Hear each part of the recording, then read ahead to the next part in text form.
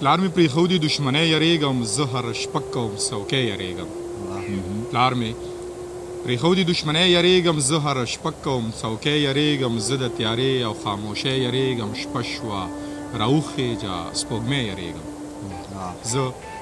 د تیارې او خاموشۍ یریږم شپه شوه راوخېجه سپوږمۍ یریږم قیصه کې بیا ښامار ته ورسېدې قیصه پرېږده بس کاوی یریږم کوم ښکلی خوښ کړمه چې دا یې خوښ دی د نادان زړه په نادانۍ یریږم ګرانو ملګرو سلامونه ستاسو ملګری نیازه خان یم او دغه شعرونه د ګران ملګري ارشد نادان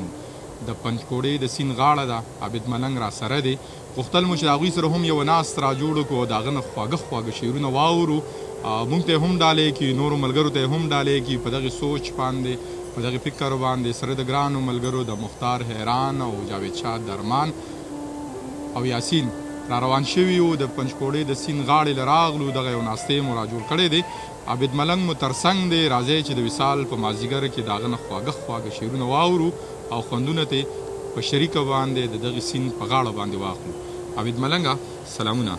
وعلیکم سلام ډېر زیاته مننه نیازه خان لاله چې موږ له هم تاسو په خپل پروګرام کې ځای راکړو ډېره مننه کور دې ودان ژوند دې څنګه روان دی که د خپل ژوند په اړه راته ووایې چې سبق دې څومره ویلی دی کار روزګار څه کوي او ژوند چېرته کې زه خو ژوند د کوز دیر دغه میدان سیمه کې زما ژوند دی او تعلیم مې ډبل ماسټر دی او په یو پرایویټ سکول کې ټیچینګ هم کوم د دې نه علاوه چې کوم دی د پینټینګ کار هم کوم دغه زما لنډه پیژنګلو دی او شعر د څومره وخت نه لیکې شعر خو کال 2014 نه لیکمه خو د 2014 پورې چې کومه ما شاعري کړې وه نو هغه غرض معیاري نه وه نو ما د چا سره هغه شعرونه نه و شریک کړي د هغې نه بعد بیا لکه کال 2014 نه ما بیا صحیح آغاز نو څه خیال دی اوس خو په فیسبوک له لارې په پښتنو کې خپله یو پیژنګلو هم لري په فیسبوک ته خو چې څوک راشي او پیژنګلو بیا مومي نو کتاب ته ځان هڅوي چې کتاب چاپ کړم نو څه کتاب چاپ کې نه چاپ کې په دغې باندې دې څه خیال دی چې کتاب به چاپ کې زر او که نه هغې ته به صبر کړي زه به یو خبره وکړم مختار لاله هم ناست دی ګران بابا یو خبره کوي چې د 40 کالو نه مخکې کتاب چاپ کول د پېمانتیا سبب ګرځي دا هغه دا خبره کوي خو زه وایم چې دغه مشرانو چې کومې خبرې کړي دي هغه ملغلرې دي سبا له کیدای شي چې زما دا سوچ نورم پوخ شي او بیا د دې نه نورم ښه شعر لیکم او بیا زه په دې باندې خفه یم یا ترې انکار کوم بعضې شاعران اوس داسې دي چې ښه مشران شاعران دي د دې خبرې نه انکار کوي دا زما کتاب نه دی حالانکې هغه خپل کتاب دی نو زه اوس نه کوم زه په قلاره به کوم چې داسې یو کتاب وشي خو چې هغه کتاب وي او ما د مرګ نه پس هم ژوندی وساتي هغه یو کتاب دی ما ژوندی وساتي چې کتاب وي لکه د ډاکټر امین تنها په دغې خبره به منئ چې هغه وایي دلته په سینه کې مې یو زړه دی دننه لاس کېږي که نه چې دلته یو څیز ترک نارې کوي کله چې د کتاب دپاره دی ترک نارې کړي نو بیا به کتاب کوم نو لکه ته څه وایې چې دلته کله ترک نارې شو نو بیا به کتاب چاپ کوم او جی بالکل ډېره ملګري داسې دي چې هغه ما ته وایي مونږ یې په خپله خرچه کوو دا خو دا وجه نه ده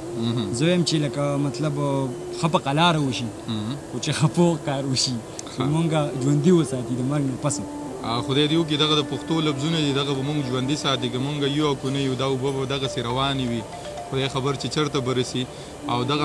دغه لمر چې کم دی دا به راخیږي او پرېوځي به خو چې چا د پښتو لپاره د زړه نه کار کړی دی او حقیقي معنو کې د پښتنو ترجماني کړې ده راتلونکي نسل ته څه یو پیغام پرېښي وي نو دغه خلک به د تاریخ په پاڼو کې ژوندي وي صاحب شاه صابر صاحب دغه 14 کاله وشو 15 کال به بله ورځ له روانېږي چې وفات شوی دی له دې پاني دنیا نه سترګې پټې کړي خو نن هم هغه زموږ په زړونو کې زموږ د نورو لیکوالانو د عام ولس په زړونو کې ژوندی دی او هغه شعر چې اوس هم سړی اوري نو هر یو سړی دغه ارمان کوي چې دغې سړي سره مناسته کړی وي هغه یو داسې سوچ پرېښی دی هغه یو داسې فکر پرېښی دی هغه یو داسې شعر پرېښی دی نو خدای دې وکړي چې د ټولو ملګرو دغه سوچ شي چې کله سوچ پوخ شي او بیا کتاب سړی وکړي نو دا ډېره ښه خبره ده دغه نور پناه کېږي او د پنجکوړې د سیند غاړه هم ده دغه ملګري هم ولاړ دي څوک ناست دي نو که شعرونه راته ووایې او دغه مونږ هم واورو او که چاته ډالۍ کې هم عابد ملنګ نو بس هغوی ته هم ډالۍ که خو شعرونه راته ووایه چې خوند یې واخلو بیا په رڼا کې له دې ځایه روان شو خپل کلي ته بس نوي کلامونه دي زاړه دي بس ایسته به وایو بالکل دغه شعرونه دي چې غم دې نور وباسي زما د ګریوانه لاسونه غم دې نور وباسي زما د ګریوانه لاسونه که نن وبه وینځم زه د ژوندانه لاسونه دلته کې هغسې انصاف په دواړو سترګو ړوند دی دلته کې هغسې د ظلم دی اوږده لاسونه دلته کې هغسې انصاف په دواړو سترګو ړوند دی، دلته کې هغسې د ظلم دی اوږده لاسونه. ګام په ګام لوټ شو نور د خپل او پردي وپېژني، ګام په ګام لوټ شو نور د خپل او پردي وپېژني، له پردي جنګه دې راغونډ کړي پښتانه لاسونه. ګام په ګام لوټ شو نور د خپل او پردي وپېژني، له پردي جنګه دې راغونډ کړي پښتانه لاسونه. او زه هغه خلکو په قربان قربان وجلی یم، زه هغه خلکو په قربان قربان دا دې لالا ته ډالۍ چې زه هغه خلکو په قربان قربان وجلی یم چې په اوږو یې مدام راته پراته لاسونه. حد دی یار، ډېر مننه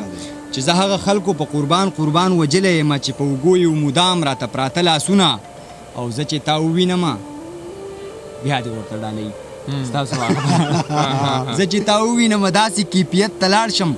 زه چې تا ووینم کښېږدم په زړه لاسونه. زه چې تا ووینم داسې کیفیت ته لاړ شم، زه چې تا ووینم کښېږدم په زړه لاسونه. سپېړې هغسې او هغه بې زبانه عابد، سپېړې هغسې او هغه بې زبانه عابد، ملنګه هغسې د وخت درانه درانه لاسونه. او د دې وخت مناسبت سره مې څه شعرونه نور هم لیکلي دي، بهرحال چا چې بد لګي جو نه دی ګوري، چې ژوندی ضمیر غواړي په سترګو کې حیا غواړي، مسلماني د پابندیو انتها غواړي. ما ته معلوم دي د دې ښار دا معتبره خلک دوی چې یوازې شي شیطان ترېنه پناه غواړي. ما ته معلوم دي د دې ښار دا معتبره خلک دوی چې یوازې شي شیطان ترېنه پناه غواړي. ځان بدلوي نه پښتانه دي په یوه پوهېږي، ځان بدلوي نه پښتانه دي په یوه پوهېږي، او خپل تقدیر بدلول اوس هم په دعا غواړي. ځان بدلوي نه پښتانه دي په یوه پوهېږي، او خپل تقدیر بدلول اوس هم په دعا غواړي. وحشت مې داسې پرمختیاله په مرۍ غلی دی چې جنازه جنازه ژوند له ما او تا غواړي. مننه. او عابد ملنګ په ژوند کې داسې څه کمی نه لري، او که لري نو بس یو ته او ستا خندا غواړي. او څه شعرونه نور دي چې زما به واوړي په مزار خورې، ستا به هم واوړي په سینګار خورې، هلته کې ته خپل یانا وخوړې، دلته کې زه کړم انتظار خورې.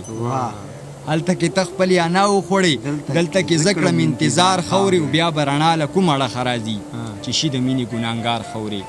زه مې دا صاحب شاه صابر په هغه یو شعر دغه کې لیکلی دی چې هغه په ځمکه چې بیا به رڼا له کوم اړخه راځي چې شي د مینې ګناهګار خورې. مسافرۍ او مجبورۍ هی هی کړو یې د ګل غوندې دلدار خورې. تا ته به ستا عابد ملنګ یادېږي چې شي د پاسه پرې انبار خورې. او یو شعر بل غزل دی درمان لالا یې دغه کاوه غوښتنه کوله، یو شعر پکې داسې دی چې بهرحال بخښنه به یې غواړو ویم چې دا زما زړه د شیشې په شان نازک زړه، خو د یار مې د کمرې په شان کلک زړه، ما مدام له درمسال کې خټې کړي، ما مدام چېرته بېللی پالک زړه. ما د ښکلو پخوا مه بوځئ یارانو، ما د ښکلو پخوا مه بوځئ یارانو، زه اکثر سړي ته پرېږدم په سړک زړه. او امکان شته چې تاریخونه را ژوندي شي که پیدا شو ما او تا کې د خټک زړه. امکان شته چې تاریخونه را ژوندي شي که پیدا شو ما او تا کې د خټک زړه. له دې ښار او الفتونو کډه کړې خو محکم مې دی د مینې په مسلک زړه. او سړی نه شو نه قرار شو نه قلار شو، د ویشتو دی عابد جانه په ټوپک زړه. سړی نه شو نه قرار شو نه قلار شو، د ویشتو دی عابد جانه په ټوپک زړه.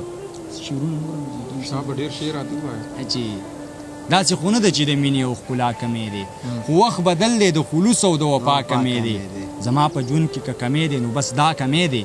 زما په ژوند کې که کمې دی نو بس تا کمې دی. ما د پرست ذهنونو ډېره ترقي کړې ده،